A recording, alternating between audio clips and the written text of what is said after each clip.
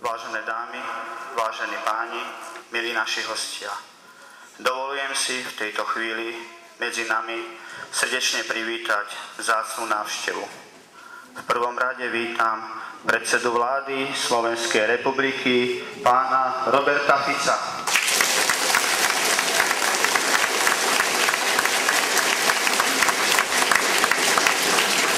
Ďalej podpredsedu vlády Slovenskej republiky a ministra vnútra Slovenskej republiky, pána Roberta Kaliňáka.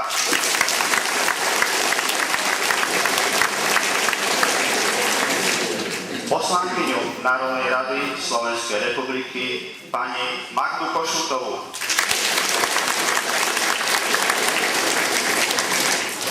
Poslanca Národnej rady Slovenskej republiky, pána Dušana Galisa.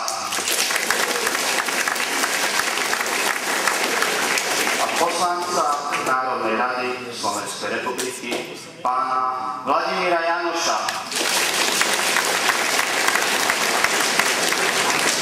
Vítam samozrejme aj ostatných členov delegácie. Prosím teraz o príhovor predsedu vlády Slovenskej republiky, pána Roberta Fica.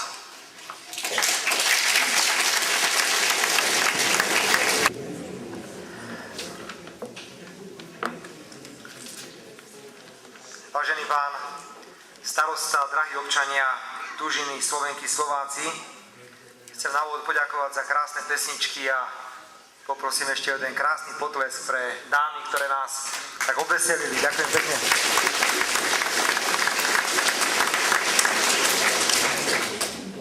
Každý, kto prechádza vašim krajom, už zďaleka vidí vrch Kľak. Kochajú sa ním v Turcii, ale aj na Hornej Nitre.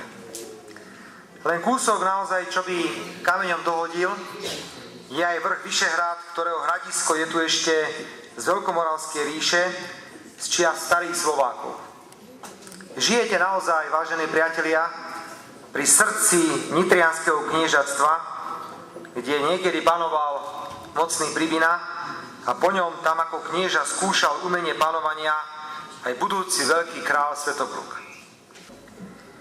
My Slováci sme boli dlhodobo ako keby zahrabaní sami v sebe.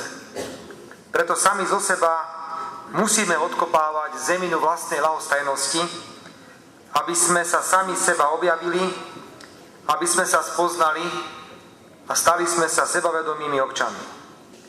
Pýtam sa vás, rodičov aj starých rodičov, a často si kladiem aj ja túto otázku. Kto z nás zaviedol svoje deti na Vyšehrad, na hradisko, kde žili kniežatá starých Slovákov? Tam si môžeme uctiť starobilosť slovenskej pôdy rovno pod nohami. Boli sme niekedy v Bojnej pri Topolčanoch, veď tam archeológovia vykopali prenosný zlatý oltár zo 7. a 8. storočia a jeho časť aj s veľkomoravskými peniazmi zvanými hrivny vystavujú v miestnom kultúrnom dome. Naozaj je to tak s nami, že sme ochotní cestovať do Egypta, obdivovať pyramídy, cestovať do Turecka, obdivovať Tróju a pritom nevedieť, že rovnaké historické poklady máme doslova za rohom. To by bola dosť veľká hanba, ak by sme Vyšehrad, ani Bojnu, ani ďalšie nádherné miesta na Slovensku nevideli na vlastné oči. Očakávam preto a prosím vás, robme všetko, aby sa naše deti o našej bohatej histórii dozvedeli čo najviac. Dovolte mi, aby som tu na tomto mieste vám poďakoval za pozvanie do vašej obce, ktoré ma veľmi potešilo. Dnes sa veľmi teším, že vás môžem tu všetkých pozdraviť a byť nielen pri významnej udalosti, ktorú celý deň oslavujete, ale súčasne byť aj pri slávnostnom otvorení športového ihriska, ku ktorému sa o chvíľku dostaneme. Chcem však oceniť vaše aktivity aj vašu činorodosť. V Túžine sú agilní ľudia, o ktorých viem, že organizujú festivaly. Ale ešte viac ma teší, ako motivačne pristupuje k vašemu duchovnému obohacovaniu miestna rímskokatolícka cirkev. Práve ste uviedli do života zreštaurovaný orgán v miestnom kostole svätého Jakuba. O orgáne sa vraví, že je to majstrovský nástroj medzi hudobnými nástrojmi. Takedy stačí orgán iba počúvať, ako krásne znie jeho píšťal. Drahí mladí ľudia, chcem vás o to požiadať, učte sa vnímať a dobre počúvať zvuky slovenského domova. Lebo takým zvukom bude pre vás na celý život aj zvuk píšťal z rodného kostola. Počúvajte dobré slová, ktoré vám adresujú vaši kňazi. Chcú sa vám prihovoriť preto, aby vám lepšie ukázali nástrahy na ceste životom, ktoré vás môžu zaskočiť. Rád by som ocenil, a počiarkujem to, aj vaše spolunažívanie s karpatskými Nemcami v Tužine.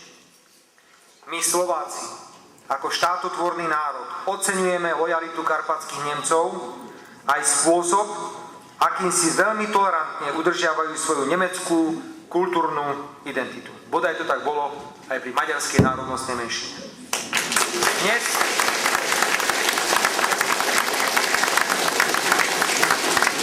tu vystupovala, ako som bol informovaný, skupina pri Karpatsko-nemeckom spolku v Tužine. Každá kultúrna vrstva je pre nás Slovákov v našej drahej vlasti obohacujúca. Želám si, aby sa rozvíjala aj nemecká kultúra našich karpatsko-nemeckých bratov. A nádejam sa, že aj Nemci budú vždy pyšní na to, ako sa dobre žije v našej milovanej vlasti. Drahí občania Tužiny, želám vám veľa zdravého športového ducha, aby ste dobre okrem života využívali aj nové ihrisko, ktoré o chvíľku otvoríme. Želám vašim duchovným otcom, aby sa starali o pokoj vašich duší. Želám vám v mene vlády Slovenskej republiky, ale aj vo svojom vlastnom mene, aby ste v mladých ľuďoch pestovali sebavedomie, úctu a lásku k nášmu štátu. Pozrime sa na našich mladých futbalových reprezentantov. Tí nám ukázali, ako sa bojuje za dres, na ktorom je dvojkríž na trojvrši. Želám šťastný život Tužine a jej obyvateľom. Ďakujem veľmi pekne.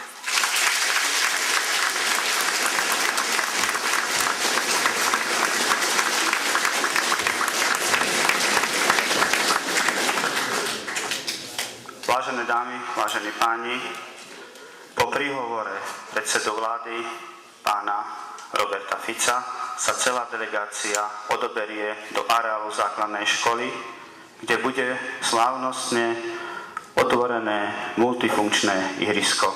Ďakujem vám všetkým.